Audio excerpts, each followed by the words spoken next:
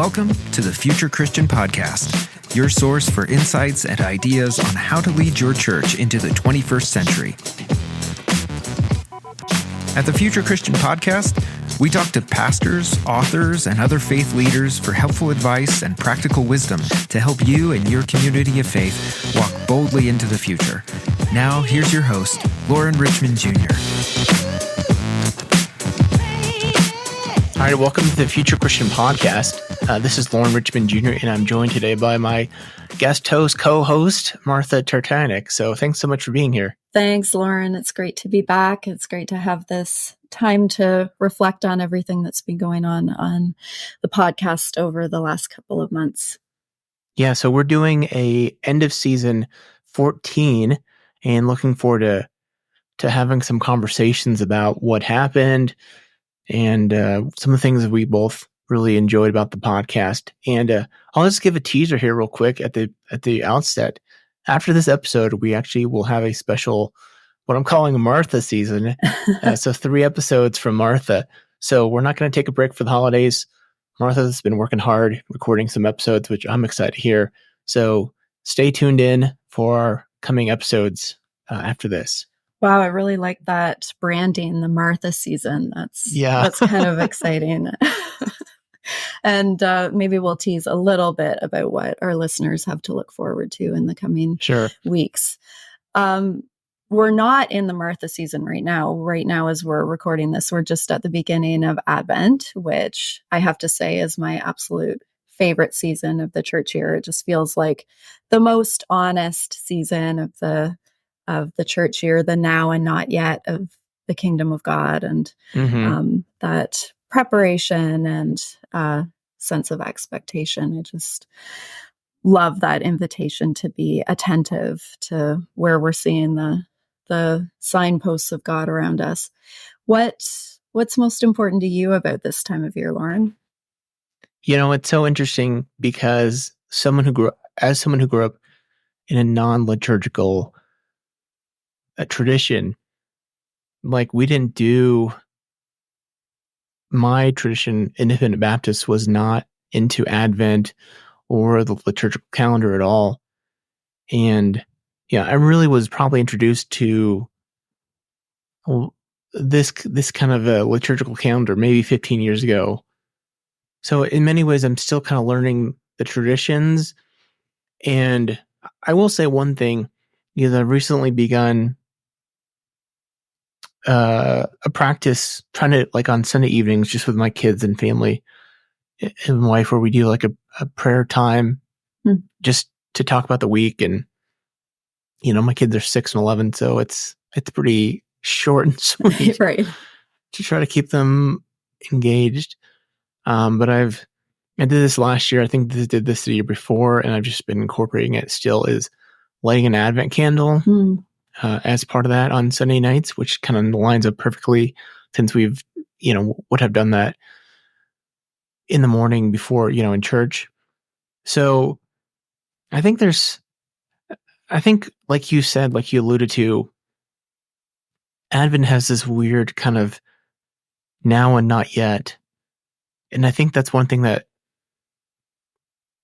continues to fascinate me about the message of Jesus, is there is this paradox to it. And I think that's really made, I wouldn't say made clear, but it's made known in this season of Advent too, that paradoxical nature. Yeah, I agree. Very much so. I think I always say that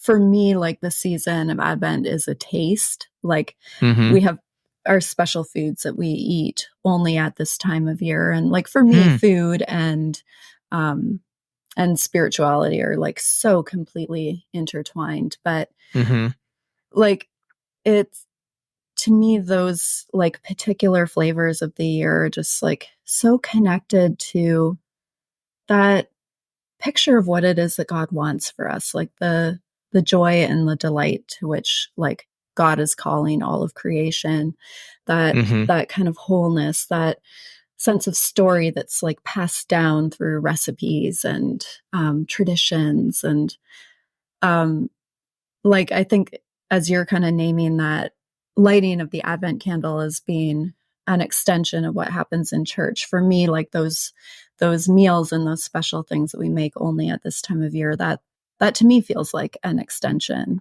of what we do in the church year as well, in a pretty awesome way. I process life through my stomach, so that works for me. You've been in this, I don't want to say liturgical tradition, for quite a while. Like, what keeps it fresh for you? Like, does that make sense? Yeah. I mean, I have grown up basically most of my life in the Anglican Church, although I would say that the Anglican Church of my childhood was like, in Anglicanism, we talk about low and high church. So it wasn't nearly as liturgical when I was a kid as it is now. I don't remember that same kind of focus around the changing colors of the year and the changing prayers reflecting the different seasons and that kind of thing. But I think what keeps it fresh is kind of what keeps the nature's seasons fresh. Like, there's just always this invitation to see truths about our lives, like, reflected in those different moods and emotions and colors of the church year. I think it just connects to the heart in a pretty direct way. I think that's so interesting. And again, I think there's something that's fascinated me about liturgical traditions, being somewhat new to them. Again, as someone who grew up being taught that ritual was a bad thing. Right. So I really kind of appreciate ritual and tradition. And obviously they don't all resonate with me, but I can appreciate what they're trying to get at. Yeah. If that makes sense. Yeah. Yeah. I think that it's always easy to interpret ritual as being stifling in some way, but it doesn't have to be. I read a great quote on tradition, and I'm struggling to try to recollect what it was or who said it, but it was something to the extent like, tradition isn't acting out of the past. It was like living in the present, informed by the past, or something to that extent. Yeah, I love that. And I feel like that's something that what ritual in some ways, right, and these traditions are about. I agree. Like, at the word traditio is, like, I think it literally means a handing down. And I like that, like, relational element that's kind of built into the word, that it's a living thing and it's a relational thing. So, Loren, the standout episode for me this season was the conversation that you had with Andrew Root. And that was a really, I think, deep unpacking of what it means to be the church in the secular age. I just found that I kept hearing all of the other episodes and then reflecting on my own ministry from the lens that Andrew Root offered in that conversation. I think, the big takeaway for me in terms of what he offered, and like, obviously he grounds his work and his writing in some really good, like, rich research. He drew a lot on the work of Karl Barth and on Charles Taylor. But I loved the reframing around, like, what the central question should be for us as a church in a secular age. And he noted that it is just so easy for the question to be about declining numbers. Like, how do we get people into our church? And, really what the question is how do we communicate the living God to a world that has a completely different framework and language around like the nature of reality and how does God speak into a secular world? I think so much of the other pieces that we talk about in this podcast, especially around like clergy wellness, around the pressures that leaders feel in kind of the hero scapegoat dualism that we sort of face in trying to like save our individual parishes, is connected to like the wrong question. It's connected to this question about how, like in the face of decline, we're the church that's left standing. We're the church that's attracting the numbers. And ultimately, like when we do that, when we kind of, and like there's a million subtle ways, I think, in all of our denominations that we just become like the metrics are around numbers, they're around givings, they're around attendance, they're around like how many people sign up for our programs, how many baptisms we're doing, like, and all of those things kind of subtly reinforce like the whole premise of like free market capitalism, which is like the secular model, right? Like we're kind of undermining ourselves at every turn when that's how we're talking about fruitfulness in ministry. And when we kind of place upon our shoulders, our leaders' shoulders, this expectation that in the face of decline, good leaders are going to be ones who buck that trend of decline.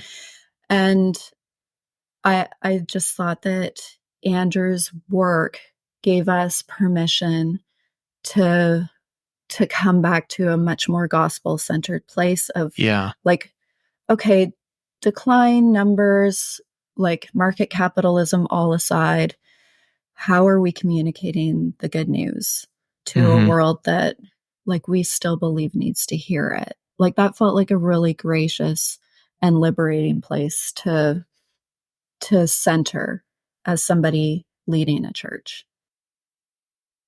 Yeah, because you can speak to this more directly than I can, doing this on a full-time basis.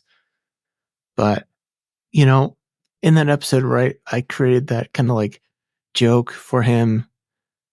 I don't know what's like up in your neck of the woods, but in the States, especially in my area, like churches will always have like a catchy name and then like they're kind of like 3-word tagline.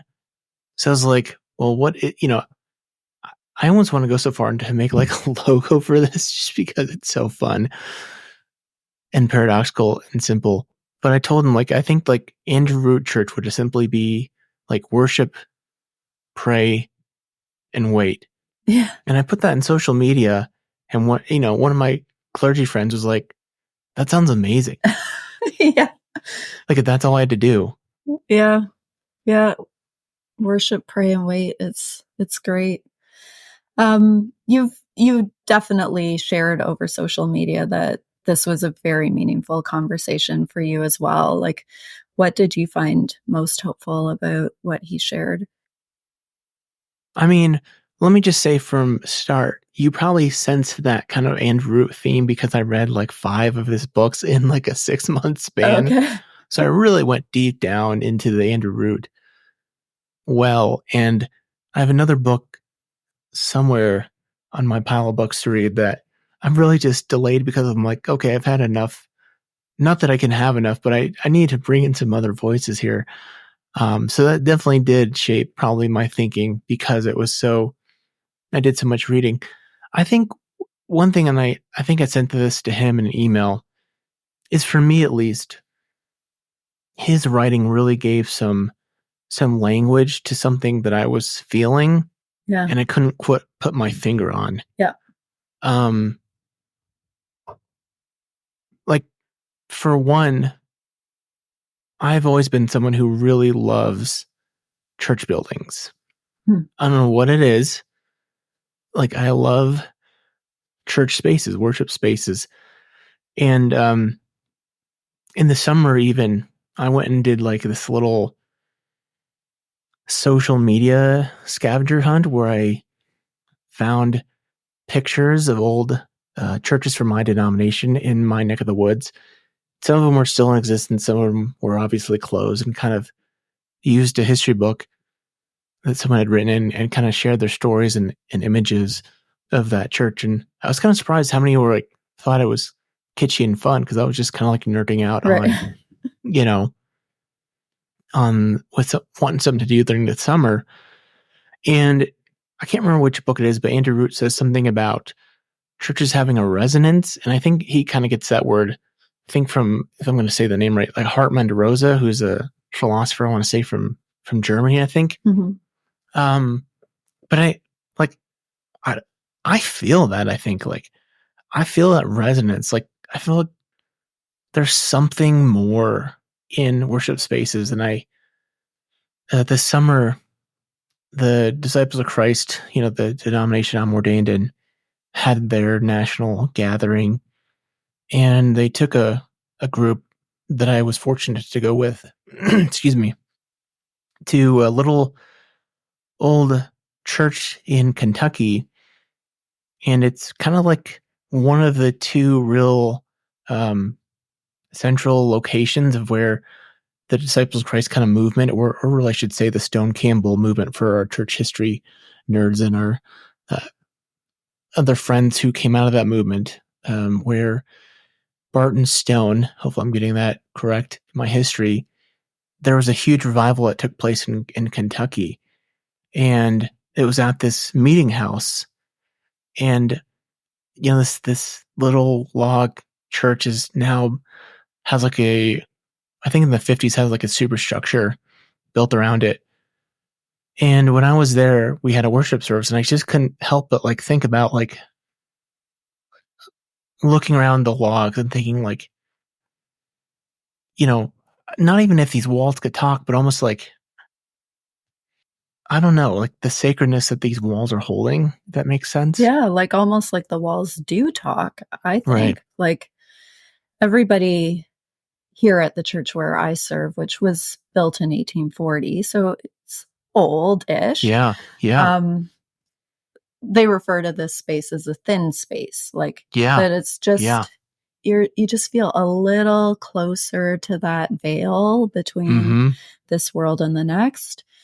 And I think it has a lot to do with, like, I do think that physical spaces absorb something of what happens in them. And when you've had a community of people like praying and feeding the hungry in this space for the past, 160 odd years, like 80 years, 180 years, like that, like, I think the walls kind of talk. Like, I think it gets soaked up into the physical space. And that's why I'm so grieved whenever I hear of a church closing. Not because, it being developed for housing it's not a bad thing. It's not a bad thing if a childcare or daycare goes in, or community center. Like, those are all good, fine things. But to me, it's missing out. Yeah. And this reminds me of something I'm kind of curious your thoughts on, Martha, that I think, again, goes back to this Andrew Root theme, but I've heard in other unrelated conversations or books or podcasts, this idea of living in an enchanted world. And again, it kind of goes against that secularism. There's this, I can't remember why, I just came across something recently, and someone just made the statement like they wanted to believe, no, that's what it was, a story on NPR, National Public Radio for American listeners. And I think they had a story about a woman who converted to Wiccanism, I want to say. Okay. Could be butchering the story, But there's a line that really was compelling in there, and it's something to the extent like I just got tired of like living as if there's nothing more. Yeah. And obviously, like for me at least, I would interpret this more as something different, I guess we would say. But I feel like, to me, that's such an interesting dynamic. I'm not sure if that's the right word in our time, about this idea, like, is this pure, is this world, is this just this pure materialistic world where what we see and taste and touch is all there is? Yeah. Or is there this, to use a word, enchanted, mystical moreness? Yeah. When we baptize people in our church, we have this beautiful prayer, and part of it prays that the newly baptized will have an inquiring and discerning mind, which I just love, and the courage to will and to persevere, spirit to know and to love God, and the gift of joy and wonder in all God's works. And like that inquiring and discerning mind, I think, is really important. But I also just love that we pray that people will have wonder and like awe and wonder. I think we need more invitation to feel a sense of awe, to wonder at the world around us, to not just settle for imagining that that there's just kind of one dimension of what's going on. Yeah. I think one thing last I would want to also say is, I think, again, worship, wait, and pray, or worship, pray, and wait sounds really like, oh, we're just going to stop trying. Like, I don't think it's a stop trying. I don't think it's like a, oh, we're just going to like not care about, our preaching skills or our worship service quality. Like, we're not going to not try. It just, we're going to like realize that it's ultimately not on us. Yeah. Right. Yeah, exactly. I think it's just being really clear about our focus and our why, like why we're doing this. Yeah, absolutely. I thought that that another episode that to me felt really connected to what Andrew Root shared in that episode was the interview that you did with Gail Cafferata. And she has written a book about what it feels like to close a church. And she did a ton of research going into this book. I liked how she flipped the switch on the interview, and she ended up interviewing you about your experience of leading a church plant and needing to draw that ministry to a close. I want to say thank you, because it was a very honest and I think kind of raw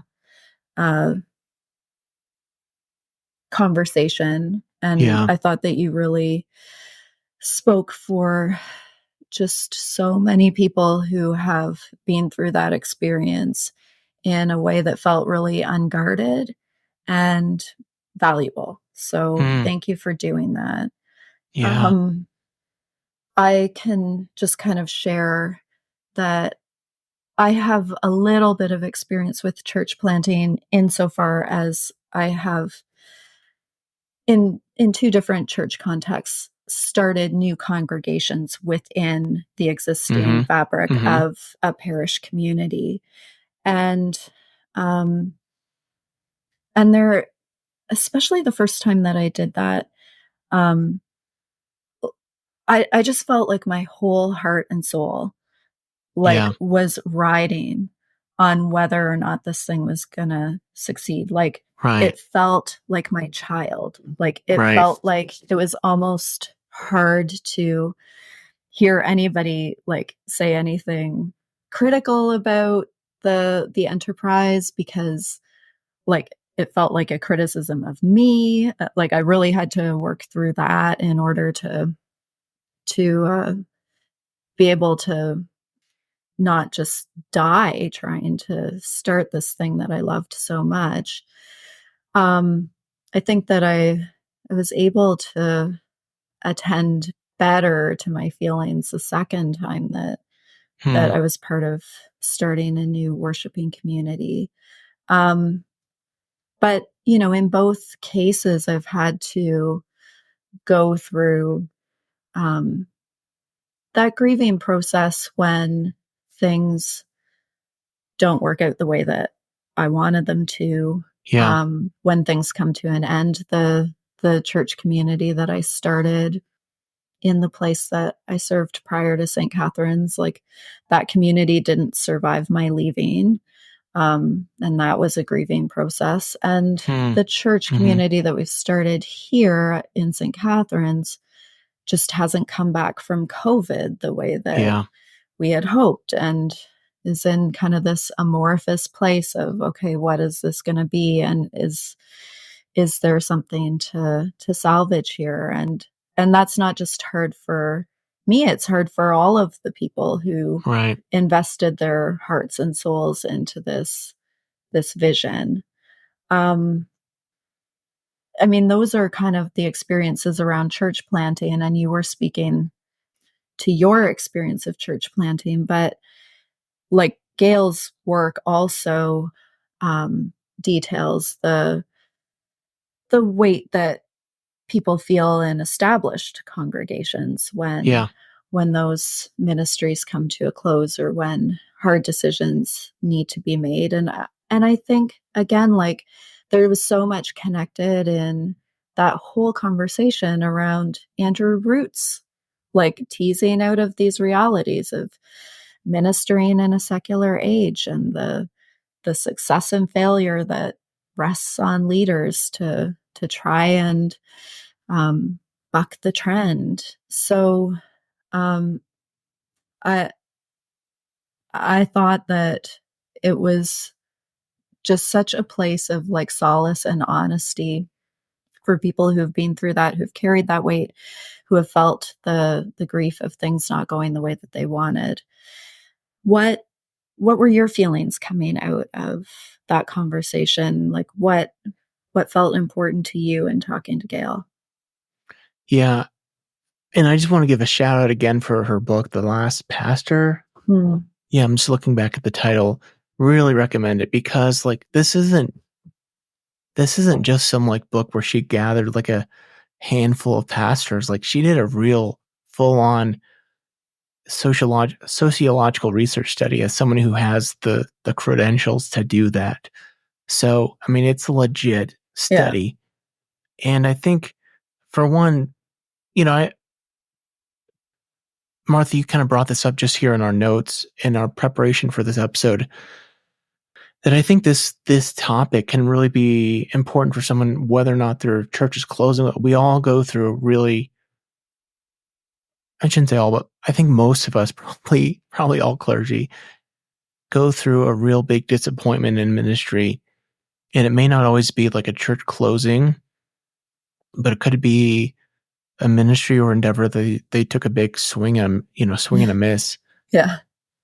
And like there's, I think one of the broad themes that came out that I took was like, I felt like I was alone in just like, I don't want to say hard feelings, but misunderstandings,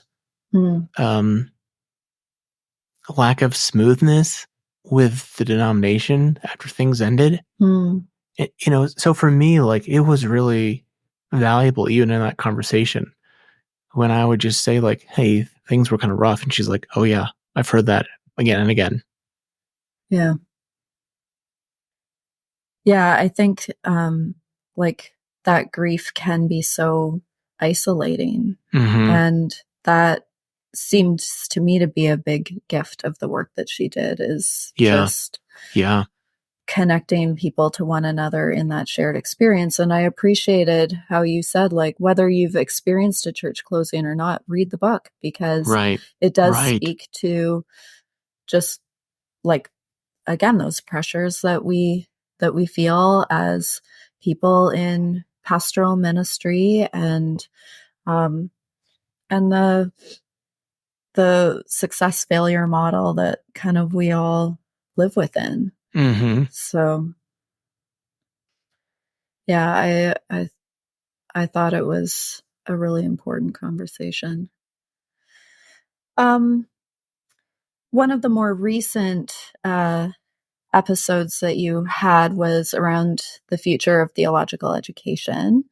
And you were, again, that's kind of connected to the decline of the institutional church. Like, how should theological education be adapting? This is a big topic in the circles that we all travel in, right? Yeah. Like, what does it look like to pay for a big, expensive seminary education? And like, when we don't have the same prospects for like lifelong full-time employment in the church when we come out of it. Like, how do we change the model? How do we change the expectations? I'm curious about your experience. That was one of the big episodes where I just felt like I wanted to jump through my earbuds and like jump into the conversation. Yeah. How many years ago were you in seminary, Loren? So I think this summer will be my 10-year anniversary of an ordination. So essentially, May of 2023 was when I graduated. May of 2013. 2013, yeah. Okay. Yeah. And so I graduated in 2004. So I'll be 20 That's when I graduated years. Bible college, fun fact. Oh, is that right? Yeah. So I'll be 20 years out in this spring. I mean, I didn't think when I was in seminary that I was necessarily getting into a job that would provide lifelong full-time employment. I don't know. Was that an expectation that you had?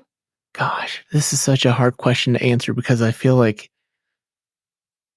it's hard to be, I feel like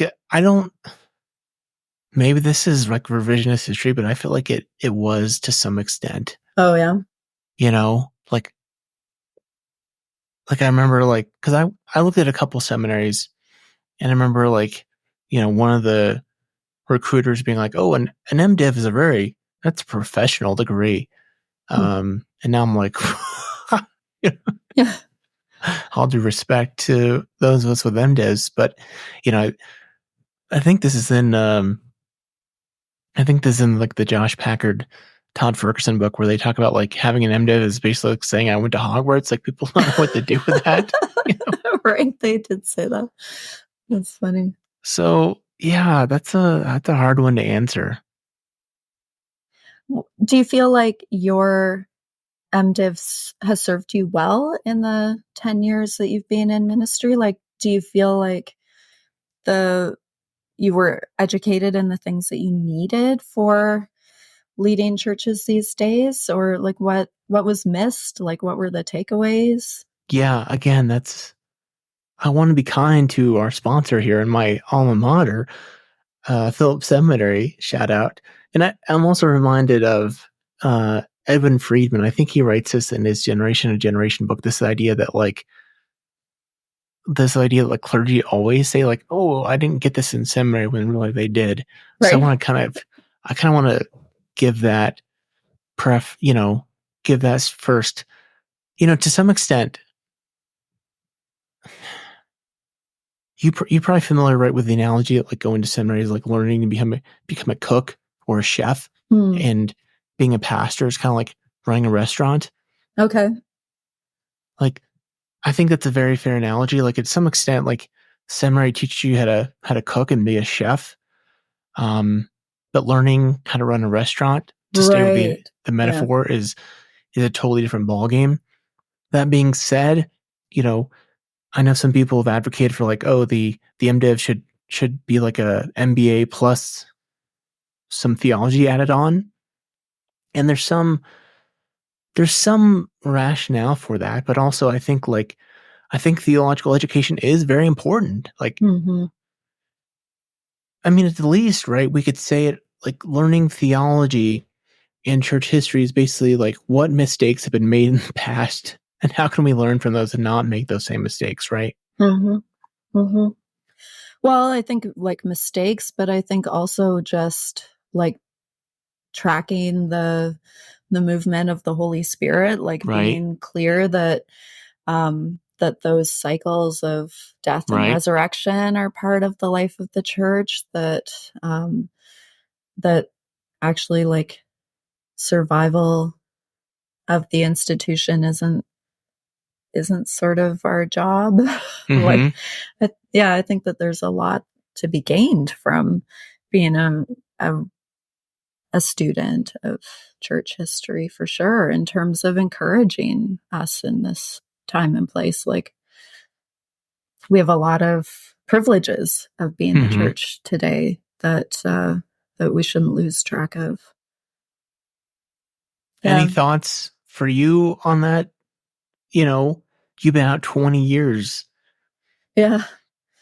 I mean, I think I have a bit of a different take on it than a lot of my colleagues do. I think I hear a lot of my colleagues say exactly that. Like, I should have taken courses in human resources. I should have taken courses in finances. I should have taken courses in how to run a business.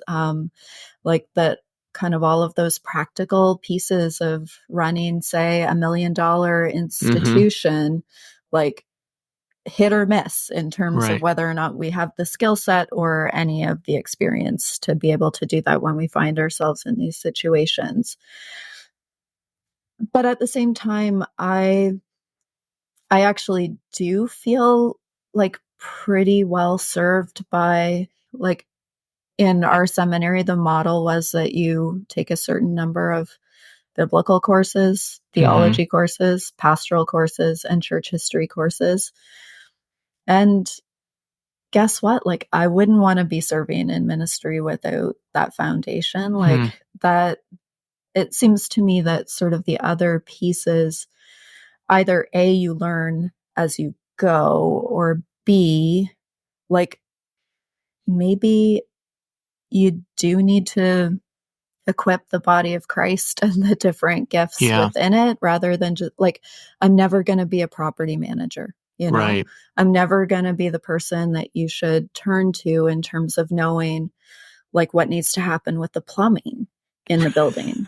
And like, I could use that skill set in ministry for sure, but I'm really glad to draw on other people in the body of Christ who have that skill set. So to some degree, I feel like some of the things that we get cranky about with our theological education,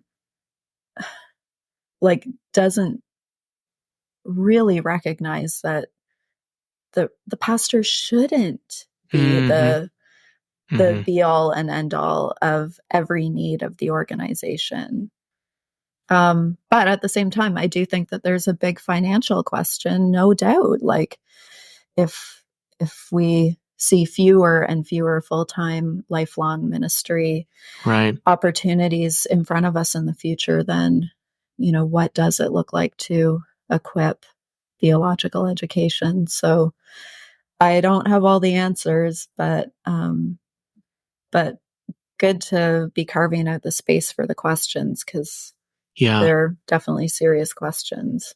And to bring this back to our topic from the beginning, Andrew Root does come to mind at all, because I feel like he would, his thinking is something like the same thing, that it's not supposed to be all on the management skills, you know, the human resources, the business savvy, the pastor. Like, there is some element of waiting for God to move, and trusting God, as hard as that is today, right?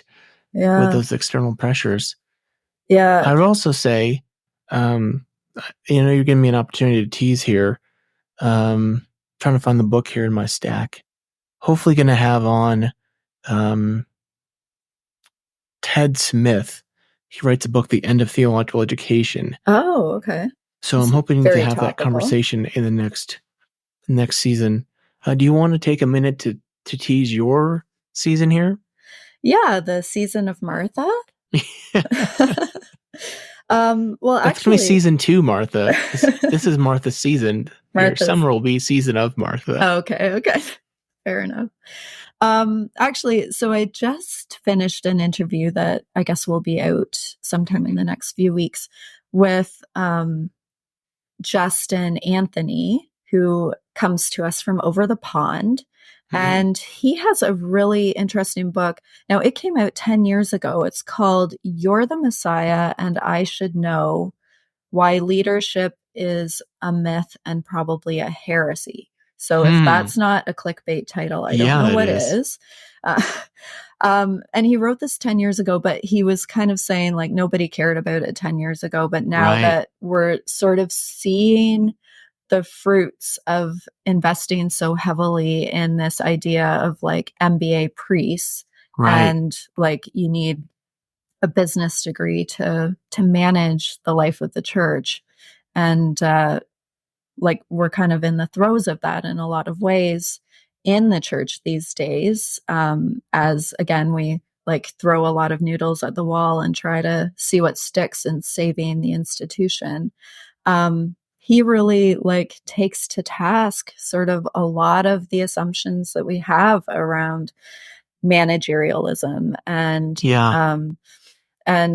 leadership in general. And he draws on a lot of research from the secular world in terms of how we talk about leadership and then how we've like maybe adopted that into the life of the church without a lot of critical thought. So I think that'll challenge me a lot because I talk about leadership in the church constantly. And, his book really causes you to pause and think like, oh, like what is the definition of leadership anyway? And is that the best language for talking about pastoral ministry? So that's a bit of a tease. And I'll also tease because I think that it's very relevant to Andrew Root's work as well. I got to interview Michael Graham, who co-wrote the book, The Great Dechurching. And that really draws on some very current research around why people are leaving the church, the institutional church. And spoiler alert, the conclusions that they draw are not like the conclusions that you might think. So very, very good. Very good tease there. I'm intrigued. Yeah. It's going to be a fun couple of episodes ahead. I also got to talk to Amy Frickholm, who is an editor with the Christian Century. So that's a bit of a different voice too, in terms of how journalism and that carving out of space for the inquiring and discerning mind in the life of the church is important too for us. So I've enjoyed the conversations and hope that our listeners will too. So here's another theme that keeps coming up for me in the future Christian podcast sphere. And I've said this a lot over the course of our conversations together, Loren, but I just think that one of the great things that this podcast does is it makes space for a diversity of voices across our Christian church in terms of assumptions, ways of teaching, especially ways of talking about spiritual experiences that form us as Christians. I grew up in a very mainline progressive experience of the Christian church. And Loren, you grew up in, for lack of a better word, an evangelical expression of the church. I think that it's valuable in these recap podcasts to share a little bit across our experiences of those two different contexts to continue to foster more understanding and more common ground across our different Christian cultural contexts. I just know that in the context I grew up in, there was such distrust toward people in a more fundamentalist or evangelical expression of the church. And I think that distrust works both ways. So I think breaking down that distrust is a pretty important thing these days. So I thought it would be interesting today for each of us to answer what's something in your Christian upbringing that you have held close and what's something that you've left behind. I love this question. I'm so glad you brought it. I almost want to include it in our end of questions, that we ask everybody now. So I think something that comes to mind is I still really hold a deep reverence and appreciation for the Bible. In my work, in my quote unquote secular day job work bag, I have a Bible that I carry around. And whenever I go on a trip, I always like to bring a Bible. I have a Bible in my car. So I think that's one thing that comes to mind for sure. I will say, for about 8 years, I left behind prayer. Wow. Yeah. And I've recently re-engaged prayer a lot. I think one thing that I really have thankfully left behind is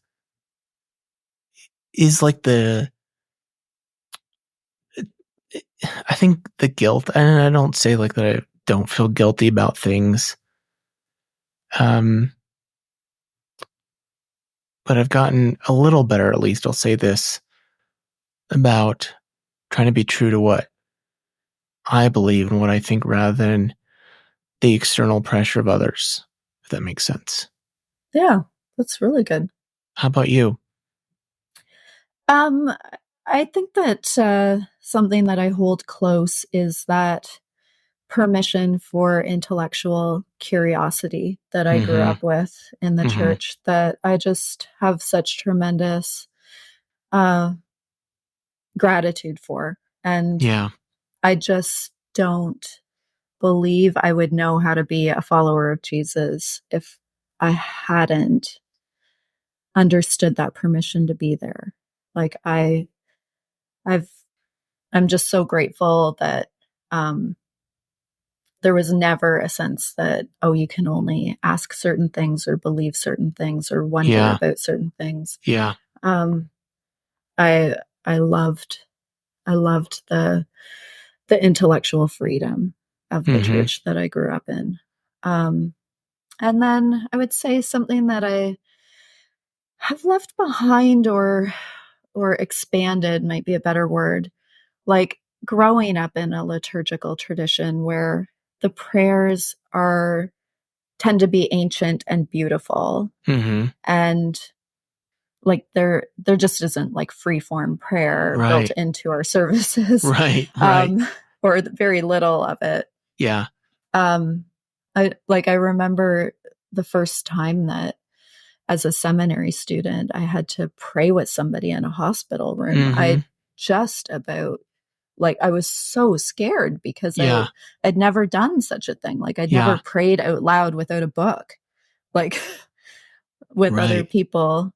And I have such love for our liturgy and for those beautiful ancient prayers. But I'm also just so grateful to have my world expanded enough that I can pray out loud with just whatever words happen to be in my mind and on my heart in that moment. And it doesn't have to be perfect or beautiful or even that coherent. It can just be honest. And I'm happy for that. I love that. Thanks for sharing that. That's a great one. I'm reminded of, this will actually be somewhat of a tease too.